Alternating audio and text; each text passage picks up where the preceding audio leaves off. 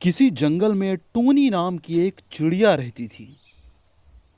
उसके पति का नाम टुन्नू था और उसके पति के अलावा उसके परिवार में एक और सदस्य थी जो उसकी बेटी सोनी थी। वैसे तो इनका परिवार बहुत अच्छा था, लेकिन सोनी के पास एक क्वालिटी थी।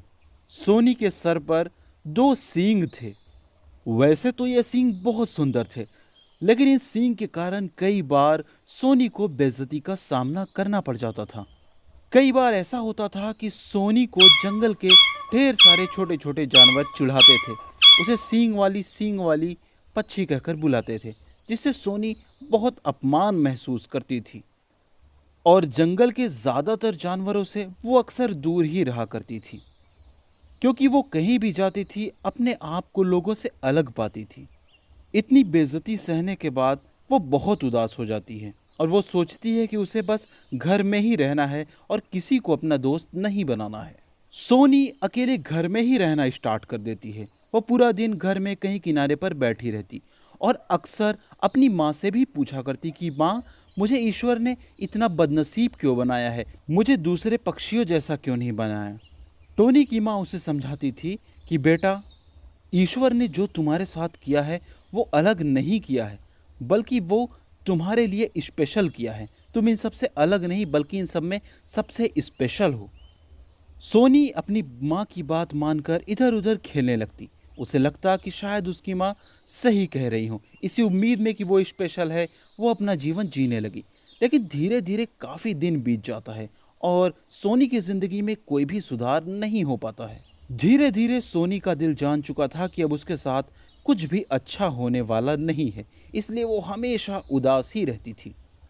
लेकिन एक दिन कुछ ऐसा होता है जिसने पूरे जंगल को हैरान कर दिया। जंगल में एक कालिया नाम का बाज आ जाता है और वो आने के बाद पूरे जंगल में आतंक मचा देता है। कालिया सारे पशु पक्षियों को दौड़ा दौड़ा कर मारने लगता है और सबका जीना हराम कर देता है। पूरे जंगल में आफत मच जाती है, चारों तरफ हाहाकार फैल जाता है। जैसे जैसे दिन बीतता जाता है, कालिया बाज का आतंक बढ़ता जाता है। पूरे जंगल वाले इस कालिया से व्याकुल हो जाते हैं। किसी को कुछ समझ में नहीं आता कि इस दुष्ट दानव से कैसे निजात पाई जाए। कालियाबाज सबके घरों में घुस घुस कर हमले करने लगता है और कुल मिला जुला के सबका जीना दूभर हो जाता है। और आखिरकार वो एक दिन सोनी के दरवाजे पर पहुंचता है और सोनी के घर में प्रवेश करता है। लेकिन जैसे ही वो सोनी को देखता है, वो हैरान हो जाता है, क्योंकि कालियाबाज ने कभी ये नहीं देखा था कि किसी पक्षी के सिर पर सींग हो। वो पूरी तरीके से डर जाता है। उसे लगता है कि यह कोई देवी है या कोई खतरनाक सा जानवर है। टोनी कालिया को अपनी मजबूरी बताने के लिए जाती है, लेकिन डरा हुआ कालिया बहुत जोर से भागता है और पूरे जंगल को छोड़ के कहीं दूर निकल जाता है। ये सब देख के पूरे जंगलवासी हैरान हो जाते हैं। वो सोचने लगते हैं कि सोनी चिड़िया ने अपने सींग से मारकर इस कालिए को गांव से बाहर कर दिया है। जंगल के सारे पशु पक्षी बहुत खुश हो जाते हैं और सोनी के लिए उनके मन में इज्जत बढ़ जाती है।